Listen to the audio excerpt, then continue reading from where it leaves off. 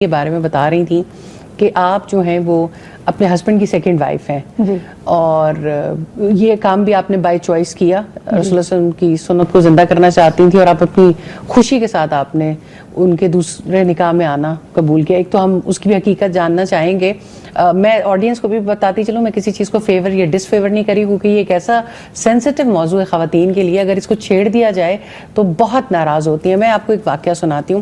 ہم حج پر تھے اور عرفات کا مقام تھا اور ایک چھوٹا سا کلپ تھا جو ہماری کلاس روم میں ریکارڈ ہوا تھا اور استاذہ نے اس کے اوپر بات کی تھی. تو جب ہم عرفات میں وضو کرنے کے لیے گئے واش رومس کی طرف تو وہاں ایک خاتون آئیں اور وہ ناراض ہونا شروع ہو گئیں اور انہوں نے کہا کہ استاذہ کو پہچان لیا. انہوں نے کہا کہ آپ نے اچھا نہیں کیا. استاذہ بہت پریشان ہوئی کہ میں نے ایسا کیا کر دیا. انہوں نے کہا نہیں آپ نے اچھا نہیں کیا. تو انہوں نے کہا کہ اچھا یہ آپ نے ایسا میں نے کیا کیا. انہوں نے کہا وہ آپ نے دوسری شادی کی فیور میں کلپ ریکارڈ کرایا تھا اور میرے میاں ہر وقت مجھے وہ کلپ سنواتے ہیں اور میری زندگی مشکل ہو گئی ہے. تو اس لیے میں نے ایڈوانس میں معذرت کر لی کہ کوئی انٹینشنلی پلان نہیں ہوا. ابھی ہم پوچھ رہے تھے فاطمہ کی زندگی کے بارے میں. تو فاطمہ اپنی اس لرننگ کو آپ شیئر کرنا چاہتی ہیں.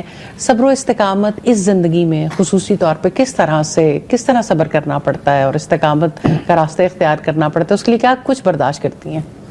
السلام علیکم فائزہ, بلانے کا شکریہ اور اس موضوع پہ اتنے بڑے پلیٹ فارم پہ بات کرنے کے لیے بھی بہت تھینک یو. پالیگیمی بالکل بھی پاکستان میں عزت کی نگاہ سے نہیں دیکھی جاتی. انبیاء کی سنت ہے, نبی کی سنت ہے, لیکن ہم اس کو بہت زیادہ ڈفرینٹلی کوریلیٹ کرتے ہیں. ایسے عربس کنٹری میں یہ ایزی ہے, مرد بھی اس طرح ٹرین ہوتے ہیں, ماں نے ایسی ٹریننگ کی ہوتی اور لڑکیاں بھی ویسے ٹرین ہوتی ہیں. ماں نے ٹرین کیا ہوتا ہے کہ آپ نے کس طرح ایک دوسرے کے ساتھ کو وائف کے ساتھ ایگزسٹ کرنا. ہمارے یہاں نہ سوسائٹی قبول کرتی ہے نہ کو وائف قبول کر رہی ہوتی ہے آپ کو کہ آپ اس کے ساتھ ایگزسٹ کریں. اپنی ذات کی جب بات آتی ہے تو آپ انسان اپنی ذات پہ ہر مشکل برداشت کر لیتا ہے, لیکن جیسے جیسے بچے زندگی میں شامل ہوتے ہیں تو ان کے لیے برداشت کرنا مشکل ہو جاتا ہے. ان کی خواہشات, ان کے چھوٹے چھوٹے سوال, بابا نے یہ کیوں کیا, آپ میں کیا کمی تھی, آپ کیوں کرنا چاہتی تھیں. تو یہ چیزیں کبھی سوچی نہیں تھی. سوچا یہ تھا کہ نبی کی سنت ہے اور دین پر چلنا ہے تو اسی طرح چل سکتے ہیں. کیونکہ میرا پہلے کبھی نکاح نہیں ہوا تھا, میں سنگل تھی, تو پہلے چیلنج تھا گھر والوں کو منانے کا کہ اس کو ٹرائی کرتے ہیں, لیٹس ٹرائی دس. اچھا صحیح. اس کو یعنی آپ نے ان کو اپنے جو رشتے کے لیے کہا ہی کہ آپ دوسری جگہ کوئی ایسے جگہ ہی شادی کرنا چاہتی ہیں. ہاں مطلب ایسی جگہ ہم کھانا نہیں تھا, لیکن یہ تھا کہ جن کی مینٹورشپ میں گئی ان کے بھی اپنے 3 نکاح تھے. تو ان کی وائف نے جب مجھ سے بات کی تو انہوں نے کہا کہ تھوڑا سا ڈیفیکلٹ ہے, ٹف ہے, پر آپ کرنا کیوں چاہتے ہو.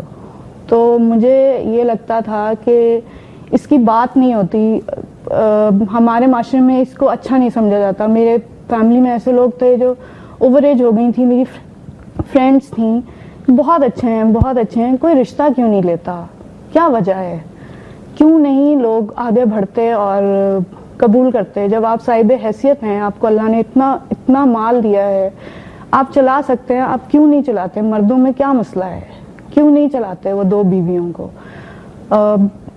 میرے ہسبینڈ نے جب اپروچ کیا اور پیرنٹس سے بات کی, کنونس کیا, بہت زیادہ سمجھے ہم نے, وہ دیکھی, سوشل بائیکاٹ دیکھا میری سائڈ پہ بھی اور ان کی سائڈ پہ بھی. میرے صرف پیرنٹس میرے ساتھ تھے, بہن بھائی تھے, ان کی سائڈ پہ بھی سب پیچھے سے ساتھ تھے. سٹینڈ کسی نے نہیں لیا. اللہ نے کروا دیا, دوست احباب مل گئے. ایکسیپٹنس بہت آہستہ آہستہ سمجھیں, اب آہستہ آہستہ لوگوں میں آ رہی ہے. اب بھی ان کے جو حلقہ احباب میں اگر جو سیکنڈ وائف ہے وہ تو ایزیلی مل لیتی ہیں, لیکن جو سب کی فرسٹ وائف ہیں وہ مجھ سے کنارہ کشی کر جاتی ہیں کہ اچھا ان کے بھی وہی فرینڈس ملتے ہیں جن کی سیکنڈ وائف ہے پریشر گروپ کے. ہاں وہ کہ کہیں ان کے ہسبینڈ کنونس نہ کر لیں میرے ہسبینڈ کو کہ آپ دوسری کر لیں. لیکن یہ آپ یقین مانیں میرے لیے اتنا مشکل نہیں ہے جتنا مشکل میرے ہسبینڈ کے لیے. اچھا. کہ ان کو بیلنس کرنا ہے. کیونکہ جب میں نے آہستہ آہستہ دین سیکھا تو میں نے ان کو کہا کہ دیکھیں مجھ سے تو اللہ نے سوال کرنا ہی نہیں, بیلنسنگ تو آپ سے, مجھ سے تو اللہ نے پوچھنا ہی نہیں, اور میرا جتنا نصیب ہے نا آپ کے ساتھ وہ تو مجھے مل جانا ہے. اگر میں کسی کی پہلی بھی ہوتی نا تو بھی اتنا ہی ملنا تھا, اس سے زیادہ مجھے مل نہیں سکتا. جتنی آپ کا ساتھ ہے وہ اتنا ہی ساتھ ملنا ہے, جتنا آپ کا پیسہ ہے اتنا ہی پیسہ ملنا ہے, جتنی آپ کی اولاد ہے اتنی ہی اولاد ملنی ہے. اس سے زیادہ مجھے اللہ نے آپ سے دینا ہی نہیں ہے. یہ تو تقدیر پر ایمان ہے نا ماشاءاللہ. تو پھر میں کس بات سے جھگڑا کروں.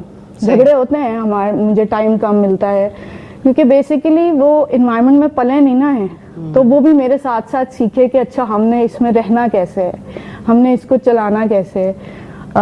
اور یہ مینٹور کے بغیر پاسبل ہی نہیں ہے. آپ کو ایک مینٹورشپ چاہیے ہوتی ہے, ایک گائیڈ لائن چاہیے ہوتی ہے, وہ آپ کو بتا رہے ہوتے ہیں کہ آپ نے اس کو ایسے لے کے چیلنج آیا ہے, اس کو سالو کیسے کرنا ہے. بچے پیدا ہوئے ہیں, ان کے اسکولنگ ہے, تو کیا سب بچے ایک ہی اسکول میں جائیں گے یا ڈفرینٹ اسکول میں. دونوں وائفس کے بچے ہیں, اب دونوں ایک ہی اسکول میں جائیں گے کہ ڈفرینٹ اسکول میں جائیں گے. ہم نے پہلے ایک اسکول میں ڈالا, دیکھا بہت ڈسپیرٹی آ رہی تھی, بچے ایک دوسرے کو بہنیں نہیں سمجھ رہی تھی, بیٹے بھائی نہیں کہتے تھے. آپ لوگ ایک ہی جگہ پر رہائش اختیار کیے ہوئے ہیں؟ رہائش بھی ایک جگہ پہ, اسکول بھی اکٹھے تھے. تو وہ جو فرسٹ وائف کے بچے تھے وہ کہتے تھے کہ نہیں یہ نا, مطلب لوگوں کو بتانے میں ان کو تھوڑی سی جھجک آتی تھی, ایکسیپٹنس نہیں آتی. ویسے اکٹھے ماشاءاللہ کھیلتے ہیں, آتے جاتے ہیں, لیکن یہ ایکسیپٹنس نہیں آتی تھی کہ ہم یہ بتا سکیں کہ یہ میری بہن ہے یا میرا بھائی ہے. وہ آہستہ آہستہ دعاؤں سے اور صبر, مطلب ہر چیز کو برداشت کر کے یہ کہا کہ اللہ دیکھ رہا ہے, اللہ جانتا ہے, اللہ بہت قریب سے دیکھ رہا ہے. تو وہ چیزیں پھر جب کووڈ آیا تو کووڈ مجھے ایسے ہی لگا کہ یہ تو میرے ساتھ چل ہی رہا ہے, کووڈ ہی چل رہا ہے جب سے شادی ہوئی ہے. تو 13 سال ہو گئے آپ کی شادی کو؟ جی الحمدللہ 13 سال ہو گئے, 4 بچے ہیں میرے ماشاءاللہ, اور میرے ہسبینڈ کے ماشاءاللہ 7 بچے. اچھا ماشاءاللہ. تو لیکن الحمدللہ, لیکن قرآن کے بغیر, حدیث کے بغیر, صحابہ کی سنت کے بغیر ہم نہیں چل سکتے. اور شاید آپ کا موٹو بڑا کلیئر تھا, آپ اس سنت کو زندہ کرنا چاہتی تھی, شاید اس وجہ سے بھی مطلب آپ کو یہ مشکلات برداشت کرنا آسان لگی. نہیں, لیکن دوسری بات جو انہوں نے کہی نا مینٹورشپ, وہ بہت زیادہ ضروری ہے کہ آپ کو کوئی اچھا گائیڈ کرنے والا ہو, اور کنٹینیوس کاؤنسلنگ چاہیے نا. جی بالکل صحیح. لیکن مشکل محاذ کا انتخاب کیا آپ نے. بالکل بالکل. اس پہ لیکن آپ سمجھتی ہیں کہ یہ درست فیصلہ تھا؟ دیکھیں آگے اب بچوں کی شادیاں کروں گی تو میں ابھی تو اپنے ذات کے لیے تو مجھے لگتا ہے کہ یہ ٹھیک تھا. اس سے اگر اللہ تعالیٰ کہتے ہیں کہ میں نے لکھا ہے تو پھر اللہ نے لکھا ہوگا, یہ میں نے ٹھیک ہے. چاہے میں نے دعائیں مانگی ہیں کہ کیونکہ میں جب یونیورسٹی سے نکلی تو دعا یہ کہتی تھی کہ اللہ مجھے چن لینا اپنے کسی کام کے لیے. اچھا. تو 5-7 سال صرف یہی دعا تھی, اللہ مجھے چن لینا, اللہ مجھے چنا ہوا میں بنا دو. اب مجھے نہیں پتا کہ وہ اللہ نے اس طرح چنا ہے کہ ابھی آگے چننا ہے, یہ اللہ جانتے ہیں. اللہ اکبر. اللہ تعالیٰ آپ کے لیے مزید آسانیاں کریں جی, اور اللہ کرے کہ زندگی کے آخر تک یہ آپ کے لیے اچھا ہی تجربہ ثابت ہو. یقیناً اس میں کوئی حرج کی بات نہیں ہے, لیکن وہی والی بات کہ اس کو اتنا, اس کے تذکرے کو بھی اتنا خوفناک بنا دیا گیا ہے کہ خواتین اس پہ بات کرنا, یا مرد حضرات تو بیچارے ہر وقت ہی کرنا چاہتے ہیں, لیکن خواتین سننے کے لیے تیار ہی نہیں ہے. تو اتنا ریاکشن انہیں فیس کرنا پڑتا ہے, اور ایسی خواتین کو بھی بڑا کم, جیسے آپ نے کہا کہ ان کی دوسری بیگمات جن کی بیویاں ہیں وہ تو مل لیتی ہیں, باقی تو ملتے بھی ڈرتے ہیں. تو اللہ تعالیٰ آسانی کرے. انیلا, میں آپ کی طرف آنا چاہتی ہوں, قرآن نے آپ کی زندگی کو کس طرح سے بدلا؟ مجھے لگتا ہے کہ سب سے پہلے تو جزاک اللہ خیرن کثیرہ, میں ہمیشہ جب بھی دیکھتی تھی پروگرام اور سارا, تو میں سوچتی تھی کہ میں استاذہ کے ساتھ بیٹھ کے یہ بات کر رہی ہوں اور میں اپنے آپ کو ایکسپریس کر پاؤں گی, میں بتا پاؤں گی کہ میرے اندر کیا چلتا ہے روز کچھ نہ کچھ کرتے کرتے. تو قرآن نے تو جی سوچ ہی بدل دی. مجھے لگتا ہے کہ ساری ڈائریکشن آج کی جو عورت ہے یا ماں ہے اس کی مینٹل ہیلتھ کتنی امپورٹنٹ. یعنی آپ جہاں پہ بھی پہنچ جائیں وہ بہت سارے لوگوں کے لیے بہت زیادہ رول پلے کر رہی ہے, خود کہیں نہیں. پھر بیلنس بھی آؤٹ ہے, یہ بھی پتہ نہیں ہے اپنے پہ ہی ظلم کر رہی ہے یہ سوچ کے کہ جی میں تو بہت جو ہے نا معاشرے کو دے رہی ہوں, جس کی شروعات گھر سے ہی ہوتی. لیکن بالکل صحیح بات یہ ہے کہ ہر چیز کو اس کے مقام پر رکھنا, تو پھر وہ ظلم پہ نہیں آتی. یعنی وہ اپنے مقام سے جب ہٹ جاتی ہے تو ظلم شروع ہو جاتا ہے. دوسری چیز کہ آپ کی اس بات سے جو آپ نے سٹارٹ میں بتائی کہ عرفات کے میدان میں اگر لوگ گلے کر سکتے ہیں, تو یہاں بیٹھ کے میں ضرور استاذہ کو اس چیز میں اپریشیٹ کروں گی کہ یہ جو آج کی عورت ہے نا, اس کو قرآن اگر یہ کھول کے بیٹھ جاتی ہے تو وہ اسے سمجھ نہیں پاتی کیونکہ وہ اتنے پریشر میں ہے. لیکن استاذہ جی اس طرح سے ایکسپلین کرتی ہیں اور ایسے کو ریلیٹ کرتی ہیں چیزوں کو کہ آپ بلیو کریں کہ ہر ایک لیکچر میں مجھے لگتا تھا شاید یہ مجھ سے ہی بات کر رہی ہیں, یہ میرے ہی پرابلم کا سلوشن ہے. اور اس کو ریلائز کرتے کرتے اور جماتے جماتے عمل کرتے کرتے تو ایسے ایک سکون آ گیا. اور پھر پوری ایک ٹیم جو چل رہی تھی, کیونکہ میں آن لائن کر رہی تھی تعلیم القرآن چھوٹے بچے کے ساتھ, پتہ نہیں اللہ تعالیٰ نے ایک چیز میرے دماغ میں ڈالی کہ یہ بچہ اس کے ساتھ مجھے جاگنا ہی جاگنا ہے. میں نے کیونکہ ماشاءاللہ میرے 4 بچے ہیں, تو پہلے 3 میں مجھے اس طرح کا ایکسپیرینس نہیں ہوا کیونکہ میں جڑی نہیں تھی. اللہ تعالیٰ کی یہ مجھ پہ عنایت نہیں ہوئی تھی. لیکن اللہ تعالیٰ نے جب قرآن کے ساتھ مجھے جوڑا تو میں نے اس بچے کے توسط سے اپنے ٹائم کو مینیج کیا. کیونکہ استاذہ جی سب سے پہلے ٹائم مینجمنٹ کی بات کرتی ہیں کہ آپ اگر کلاس لینے بھی بیٹھیں تو آپ باوضو ہو کے اپنا ڈیسک سیٹ کریں, بے شک آپ آن لائن بیٹھے ہوئے. پھر رول آف وومن کی سے سٹارٹ کر کے پھر مجھے پتہ چلتا گیا کہ آخر اگر میں ماں ہوں میرا کیا رول ہے, بیٹی تھی تو کیا ہونا چاہیے تھا, بہن ہے تو کیا ہے. پھر مجھے یہ لگا کہ اب میں اس پوائنٹ پہ آ کے اپنے بچوں میں یہ چیز ٹرانسفر کروں جو میں نہیں کر سکی. اب میں جس پوائنٹ پہ ہوں اس کے بعد پیرنٹنگ کا سبجیکٹ, اس کے اندر حیادار کیسے بچے کو بنایا جاتا ہے. کیونکہ ہم تو چھوٹی چھوٹی چیزوں کو بادر نہیں کرتے, ہم اگر پیمپر چینج کر رہے ہیں تو ہم بس سمجھتے ہیں کہ اس بچے میں نہیں ہے. لیکن یہ آپ وہ صدقہ جاریہ ہم تب بن رہے ہیں کہ ہمیں پھر ڈائریکشن دی جاتی ہے, تعلیم ایسے قرآن کی بتائی جاتی ہے اس کو ان سبجیکٹس کے تھرو, اور جب واقعات کے تھرو بتایا جاتا ہے تو پھر پتہ چلتا ہے کہ اصل کرنے کا کام کیا ہے. اور آپ کے اس پروگرام کے توسط سے میں لوگوں کو, خاص طور پہ خواتین کو, کیونکہ یہ وہ پلانٹ ہے جس نے ٹری بننا ہے, جس میں سے برانچز نکل رہی ہیں, فروٹ ہے اس کے اوپر, تو وہ اگر آج بھی سنبھل جائیں گے تو پھر اٹس ناٹ ٹو لیٹ, کیونکہ یہ وہی ماں ہے جس نے اس معاشرے کو بدلنا ہے. بے شک. اور مجھے لگتا ہے کہ استاذہ جی کا مشن بھی یہی ہے.